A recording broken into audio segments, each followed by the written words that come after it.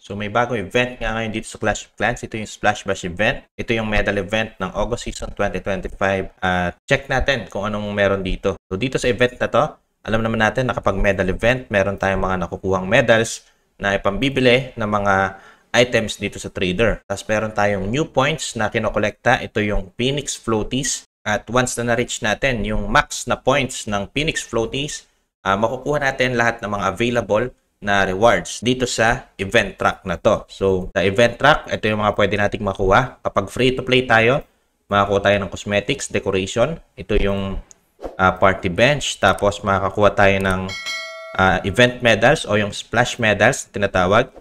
3,100. Tapos, makakakuha tayo ng 5,000 shiny ore at saka ng 400 glowy ore kung free-to-play tayo. Tapos, pwede tayo makakuha nitong Mighty Morsel at saka ng Clan Castle Cake. Ang maganda pa rito dahil Clashiversary, pwede tayong makakuha ng Epic Chest. Itong Epic Chest na to, pwede siyang ma-convert sa Legendary Treasure Chest. Pwede tayong makakuha dito ng mas mataas na chance ng reward o yung mga high tier reward kagaya ng mga ores, ng mga skin, epic equipment at kung ano pa kapag umabot ito sa Legendary Treasure Chest. So napakaganda, automatic meron na tayo agad isa na Epic Chest na makukuha kahit free to play lang yung ating gaming. Tapos kapag bumili naman tayo ng Event Pass, makakakuha tayo ng additional bonus na 5,500 splash medals, 600 glowy ore at saka 80 starry ore. Kung gusto naman natin ng additional na bonus na splash medals, kailangan lang natin tapusin itong bonus track. At kapag naisagad natin yung Phoenix Floaties, pwede tayong makakuha ng additional bonus na splash medals. Yung mga pwede nating mabili na gamit sa trader gamit yung ating splash medals,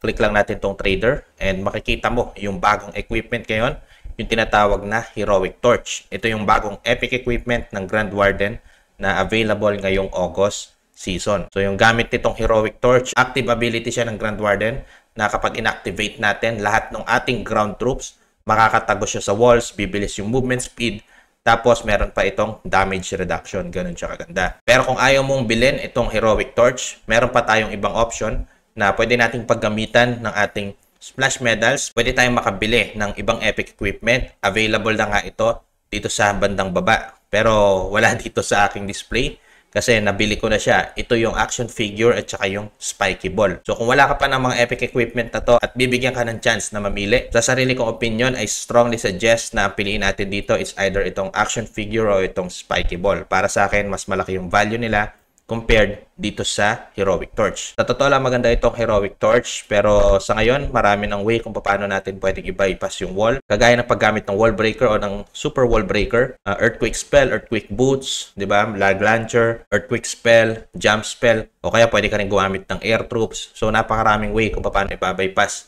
yung mga walls. Lalo pang nawala ng value yung wall magmula nang nilabas sila tong Heroic Torch. So, depende pa rin sa ating preference kung ano yung gusto nating bilhin na epic equipment. Ngayon, kung ayaw mo naman ng epic equipment, pwede tayong bumili ng mga tinatawag na decoration. Ito yung mga decoration, ito yung Clash Carving, Frozen Wizard, at saka itong Soba Stand.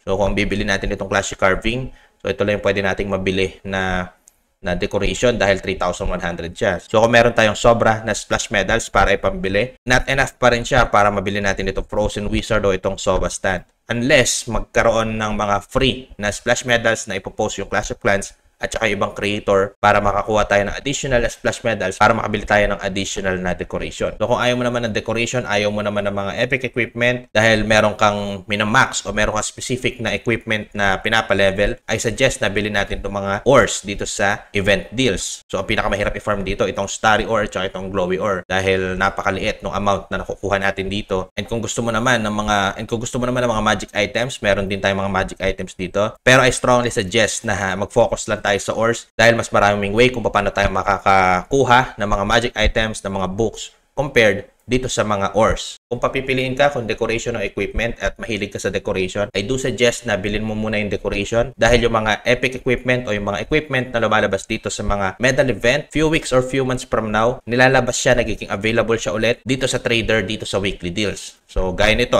marami akong hindi nabili na epic equipment and right now available sila dito sa weekly deals. Itong Snake Bracelet, itong Rocket Spear. So, yan. naka-available siya dyan. Kapag hindi natin kinuha o in-unlock yung epic equipment ngayong season na to, few weeks or few months from now, magugulat ka, available na siya ulit dito sa weekly deals. Unlike dun sa mga decoration, minimal lang yung chance na bumalik sila ulit. Minimal lang yung chance na bumalik ulit sila sa pamamagitan ng mga event. So ako, nakakakuha lang ako ng mga previous decoration gamit yung treasure hunt event. So napakaliit ng chance na makakuha tayo ng mga limited decoration kagaya ng mga tinitinda kapag nagkakaroon ng mga medal event. Pero nasa inyo pa rin kung saan nyo gagamitin yung available yung splash medals nyo, and hopefully magamit mo siya ng wise, and hopefully ma-enjoy mo yung splash medals na makuha mo dito sa event na to. Siyempre, dahil medal event ito, alam naman natin na kapag medal event, yung mga points na nakukuha natin dito per attack sa multiplayer battles, habang papalapit na matapos yung event, papalaki yung points na pwede nating makuha para matapos natin agad yung event track. So wag na wag mo ipe-pressure yung sarili mo na tapusin agad yung points doon sa event track ng medal event dito sa Clash of Clans. Kasi right now, ngayong first day, second day ng medal event na to, ang makukuha lang natin na points nasa 200 plus lang. Pero pag mga nasa 2 to 3 days bago matapos na lang itong event na to, magugulat ka. Yung pwede mong makuha na points o yung Phoenix Floaties, umaabot na siya ng minsan nasa 1,000 plus na. So kung nasa 1,000 plus yun, imagine mo 16 attacks lang, tapos mo na kaagad yung points sa event track ng medal event. Lalo na kung multiple accounts ka, mabilis mo makukuha lahat ng rewards dun sa event track nang walang kahirap-hirap. So yun lang, buddy, dito na matatapos yung aking video. I hope na nagustuhan nyo itong event na to. Like, share, comment, and subscribe na po kayo sa aking channel. Ako nga po pala si Nico. Maraming salamat po sa panonood. See you soon sa mga next videos. Ingat po kayo palagi. God bless. Bye-bye.